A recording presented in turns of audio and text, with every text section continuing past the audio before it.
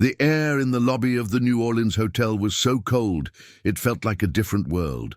Outside, the Louisiana sun beat down, promising humidity and the city's vibrant, chaotic pulse. But inside, everything was polished marble and hushed efficiency. The air conditioning hummed a low, constant note, a sound of manufactured comfort that scrubbed away the soul of the place. Businessmen with sharp suits and sharper expressions moved like ghosts through the cavernous space, their attention glued to glowing screens, their voices murmuring about acquisitions and market shares.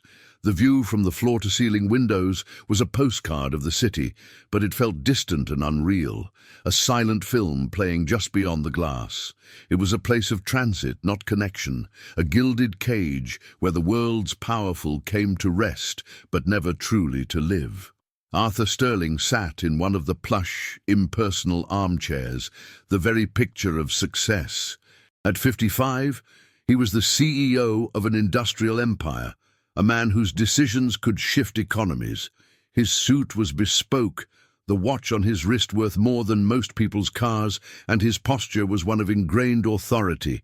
Yet a deep, unshakable exhaustion was etched into his features. His eyes, which once must have held a fire, were now vacant, reflecting the lobby's cold lights without a spark of their own.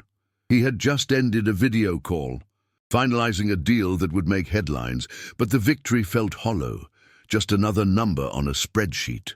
He felt a familiar wave of disconnection, a profound loneliness that no amount of wealth or power could ever fill. He was a king in an empty castle, frustrated and adrift in his own thoughts. Arthur tried to slide his phone into his briefcase, his movements clumsy and distracted. He fumbled, and in that split second of carelessness, a leather-bound folder slipped from his grasp. It hit the polished floor with a soft thud, and its contents, a sheaf of critical documents from the recent acquisition, scattered in a wide arc. The white pages lay starkly against the dark marble, a small, public monument to his momentary loss of control. He let out a heavy sigh, a sound of pure weariness. Around him, the lobby's rhythm didn't miss a beat. A woman in heels navigated around the papers without a glance, and a group of executives continued their conversation. Oblivious, Arthur felt a sting of humiliation, not because of the mess, but because of the profound, crushing indifference of it all. From across the lobby, a young man in a crisp bellman's uniform had seen the whole thing. He moved quickly, not with the hurried deference of an employee seeking a tip, but with a fluid, natural grace. Before Arthur could even bend his stiff knees, the young man was there, crouching down. His smile was wide and genuine, and his eyes held an untroubled light. He gathered the scattered pages with swift, sure hands, his movements efficient and calming. He straightened the stack, slid it back into the folder, and handed it to Arthur. "Don't worry about it, sir, it happens," he said, his voice warm with a kindness that felt utterly out of place. "The important thing is, it's all back in order now. It's incredible how a small, decent act can change everything. If stories like this one remind you of the good in people, please consider subscribing, because your support helps us keep finding them." Arthur found himself doing something he hadn't done in decades. He watched. He postponed his next call, ignored the blinking notifications on his phone, and simply observed the young bellman from his armchair. He watched as Leo moved through the lobby, not like an employee performing a task, but like a host welcoming guests into his own home. There was an economy to his movements, a purposefulness that was both efficient and deeply human. Each smile he offered seemed genuine. Each piece of luggage he lifted was handled with care, and each person he spoke to received his full, undivided attention. In this cold, transactional space, Leo was a small, burning fire of authentic warmth, and Arthur, feeling a chill deep in his bones, found himself drawn irresistibly closer to the flame. He saw it again when an elderly woman, clearly flustered and confused, approached the front desk, her voice a frail whisper against the lobby's ambient hum. The concierge, busy with a phone call, gave her a brief, dismissive gesture, but Leo saw her. He walked over immediately, bending slightly at the waist to meet her eye level, his posture communicating patience and respect. He listened intently to her question, nodding slowly, and then, instead of just pointing, he personally escorted her to the elevators, explaining how the keycard system worked with a gentle reassurance that visibly calmed her. He waited with her until the doors opened, giving a final, encouraging smile as she stepped inside. It was a simple act, one that would never appear on a performance review. Yet it was the most profound display of competence Arthur had seen all day. Unable to resist the pull of this quiet anomaly, Arthur gestured for Leo to come over. The young man approached with the same open, friendly expression he gave everyone. "Sir, is there something else I can help you with?" he asked, his tone professional yet warm. Arthur felt a strange awkwardness, as if he were using a muscle he'd long forgotten. I wanted to thank you again for your help earlier," he began, his voice a bit stiff. "You handle yourself with a great deal of poise. What's your name?" Leo's smile widened slightly. "Leo Williams, sir, and it was my pleasure, just doing my job." But Arthur knew it was more than that. He was witnessing a natural talent, an innate understanding of people that couldn't be taught from a manual. The conversation that followed was unlike any Arthur had had in years. He asked about Leo's life, and the young man spoke not of hardship, but of family. He was the primary provider for his mother and two younger siblings, working double shifts to ensure they had everything they needed. He spoke of his home in the 9th Ward, of the music that spilled from his neighbors' windows, and the sense of community that held them all together. He wasn't looking for pity, he was simply sharing his reality. His dream, he confessed, wasn't to be rich, but to find an opportunity where his work could make a real difference, a place where he could build something lasting for his family. In his words, Arthur heard the echo of a younger, more hopeful version of himself. In that moment, a decision formed in Arthur's mind, impulsive and absolute, born from a place of deep emotional starvation. He saw in Leo a light that had long been extinguished within himself, and he felt a desperate need to protect it, to bring it into his own desolate world. "And I have a position opening at my company's headquarters in New York," Arthur said, the words surprising even himself. "It's an entry-level role in client relations, but it's a career, not just a job. It would require you to move. I think you would be exceptional at it." The air between them grew still, the offer hanging there like a tangible thing. For Leo, it was an impossible dream suddenly made real. For Arthur, it was a wild, desperate gamble to feel something again. Leo's face was a canvas of conflicting emotions, shock, elation, and a sudden, profound wave of anxiety. His bright eyes, usually so full of life, were now clouded with the weight of the decision. New York felt like another planet, a universe away from the crawfish boils and second-line parades of his home. "My family," he said, the words barely a whisper. I couldn't just leave them." It was the first thing on his mind, a testament to the character Arthur had already recognized. He wasn't thinking of the salary or the prestige, but of the people who depended on him. Arthur simply nodded, understanding that this was not a simple transaction. "Talk to them," he said, handing Leo his personal business card. "The offer stands. Let me know." That night, the conversation in the Williams' small, shotgun-style house was heavy with fear and hope. The air was thick with the scent of his mother's gumbo and her palpable worry. "New York," she said, her hands twisting a dish towel. "Leo, that city chews up good people and spits them out. You belong here with us. What if you forget where you came from?" His younger sister cried, while his brother looked at him with a mixture of awe and apprehension. They saw the golden opportunity, but they also saw the gaping hole his absence would leave. It's a painful thing, watching a family grapple with a choice that could either be a salvation or a fracture. If you've ever felt the weight of a decision like that, please consider subscribing. Your support helps us continue to tell stories about these pivotal human moments. Ultimately, it was Leo's unshakable hope that won them over. 2 weeks later, he stepped out of a yellow cab into the biting autumn wind of Manhattan. The sheer scale of the city was a physical blow. The buildings weren't just tall, they were monuments to ambition that scraped the sky and blocked out the sun. The soundscape was a constant, aggressive symphony of sirens, horns, and the roar of the subway beneath his feet. It was the complete opposite of the languid, soulful rhythm of New Orleans.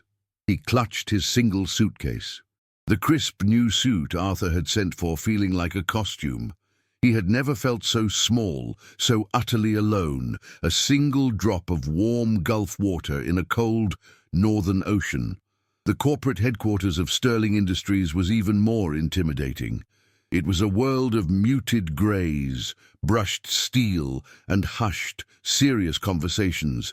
His new colleagues were polite but distant, their eyes assessing him with a cool curiosity. Whispers followed him down the hallways. They called him the bellhop, or Sterling's little project. They saw his kindness not as a strength, but as a strange, provincial weakness. He was an outsider, a curiosity brought in by the CEO for reasons no one could fathom. His genuine smile, which had always been his currency, now felt like a foreign language that no one here understood. He ate his lunch alone at his desk. The vibrant flavors of his mother's cooking, a fading memory, replaced by pre-packaged sandwiches. Arthur watched the transition with a growing sense of dread. From his glass-walled office, he could see Leo navigating the cubicle farm, looking more and more like a ghost. The bright light he had seen in the young man was dimming, shielded against the cynical, competitive environment he had been thrown into. A deep, unsettling doubt began to creep into Arthur's mind. Had he made a terrible mistake? Was he just another powerful man playing with someone's life for his own selfish reasons? He had wanted Leo to remind him of what it meant to be human, but he feared he was simply teaching Leo how to be empty, just like everyone else in this building, just like him. The loneliness was a constant ache in Leo's chest. He would call home every night, forcing a cheerful tone into his voice, describing the city's landmarks and the impressive office. He'd tell his mother he was making friends and that the work was exciting, a string of careful lies designed to protect her from his own quiet desperation. But after he'd hang up, the silence of his small, sterile apartment would close in on him. It's a uniquely painful experience to be surrounded by millions of people and feel completely invisible. If you know how that feels, and believe that sharing these struggles can help, your subscription makes it possible for us to continue this work. He missed the easy laughter of his siblings, the familiar scent of rain on hot asphalt, the simple feeling of belonging somewhere. The pressure began to mount. To test him, or perhaps to set him up for failure, Leo was assigned a critical component of a major project. It involved coordinating with a notoriously difficult client, and his success or failure would have significant financial repercussions. His team members offered no support, watching from the sidelines with an air of detached expectation. They were waiting for the bellhop to drop the bags. Leo knew this was his one chance to prove he was more than the CEO's pet project. He poured every ounce of his energy into the task, working late into the night, fueled by coffee and the terrifying fear of letting down the one man who had believed in him. The mistake was a small one, a single misread email leading to a cascade of errors that now threatened to unravel months of delicate negotiations. It was a simple, human error, the kind that could happen to anyone, but in the sterile, high-stakes environment of Sterling Industries, it felt like a fatal sin. The news traveled through the office with the speed of gossip, and Leo could feel the shift in the atmosphere around him. The polite indifference of his colleagues hardened into something sharper, a cold satisfaction. He saw it in the slight smirks they tried to hide, the way they avoided his gaze. They finally had their proof. The bellhop from New Orleans didn't belong here. The weight of his failure was a physical thing, pressing down on his chest and making it hard to breathe. He had not only jeopardized a major contract, he had validated every doubt, every whisper, every sneer, with a resignation letter typed on his computer, its words feeling like an epitaph for his short-lived dream. Leo made the long, lonely walk to Arthur Sterling's office. The plush carpet seemed to swallow the sound of his footsteps, amplifying the deafening silence of his own thoughts. Each step was a fresh wave of shame. He thought of his mother's worried face, of the hope in his siblings' eyes, and the crushing reality that he would be returning home a failure. The imposing oak doors of the CEO's office looked like the gates to a final judgment. He paused for a moment, his hand hovering over the cold brass handle, the folded, unsigned letter in his pocket feeling as heavy as a stone. He had been given a chance at a different life, and in his own mind he had proven unworthy of it. A simple boy from the 9th Ward who had flown too close to the sun. He entered the office to find Arthur staring out the panoramic window, the city lights of New York twinkling below like a galaxy of broken promises. Leo cleared his throat, his voice barely a whisper. "Mr. Sterling, He couldn't finish. He simply placed the letter on the edge of the massive mahogany desk. Arthur turned slowly, his eyes holding not the anger Leo expected, but a profound, familiar weariness. He didn't even glance at the paper. Instead, he walked to the door and closed it with a soft, definitive click. "Sit down, Leo," he said, his voice quiet, devoid of its usual command. The gesture was disarming, transforming the cavernous office into an intimate, private space.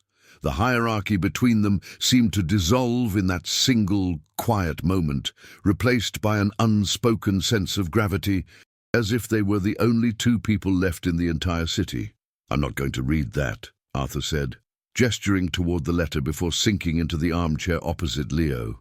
He looked older, more vulnerable than Leo had ever seen him. "I didn't bring you here because I needed another perfect executive.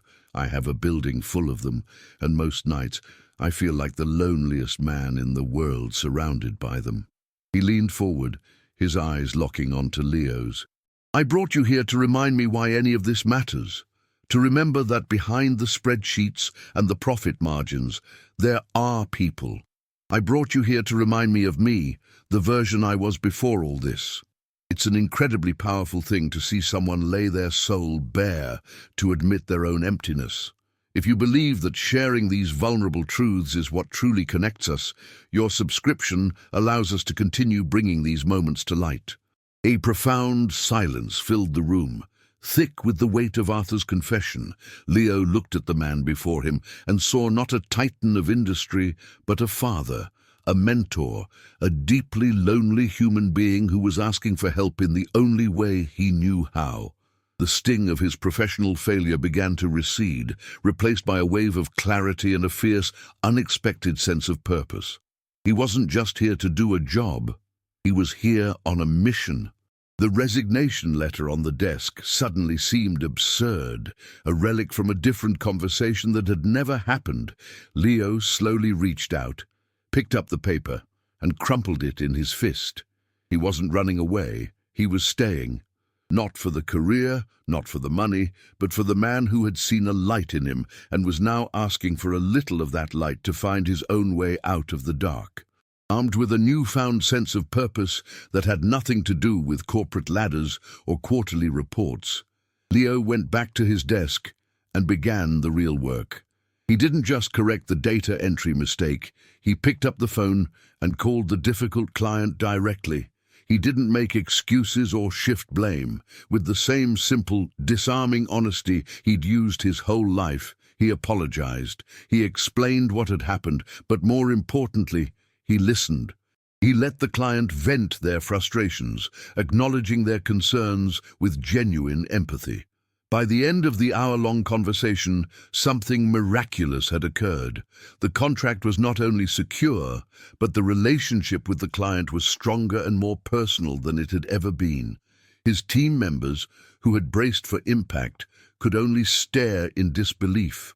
They had misjudged him completely, seeing kindness as weakness when, in fact, it was his greatest and most effective tool. This singular success was not an endpoint, but a beginning. Leo's approach began to ripple through the company. Arthur, seeing the tangible results of genuine human connection, gave Leo the freedom to build a new program from the ground up, a department focused entirely on what he called human-centric service.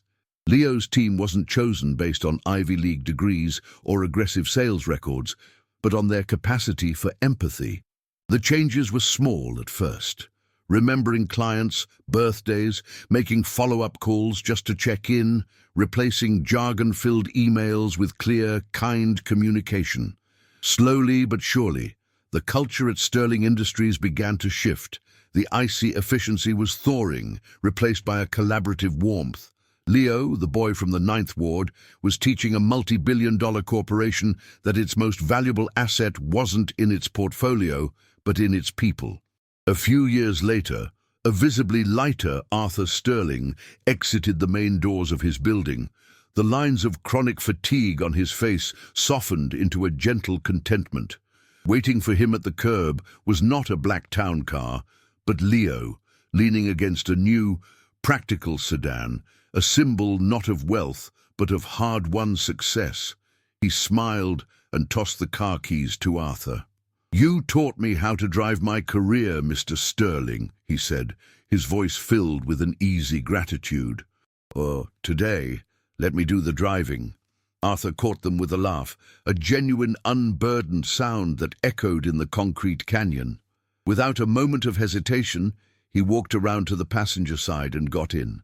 He had finally learned that real leadership wasn't about holding on to control, but about empowering the right people to take the wheel and guide you toward a better destination. Their drive that day wasn't to another tense negotiation, but to the airport. They were on their way to New Orleans to personally award the first scholarship of the Sterling Williams Foundation, a new venture they had created to invest in promising young individuals from underserved communities. The story came full circle as a semi-retired Arthur sat once again in that same plush armchair in the hotel lobby, sipping a glass of iced tea. He watched as a new young bellman patiently helped a flustered family, his smile wide and his energy bright with untapped potential. Arthur smiled to himself, a look of profound peace on his face. The single act of kindness he had received in that very spot had not just saved him. It had created a legacy, a self-perpetuating cycle of opportunity and humanity. These are the stories that remind us of what truly matters. And by subscribing, you help ensure that these powerful tales of connection continue to be told.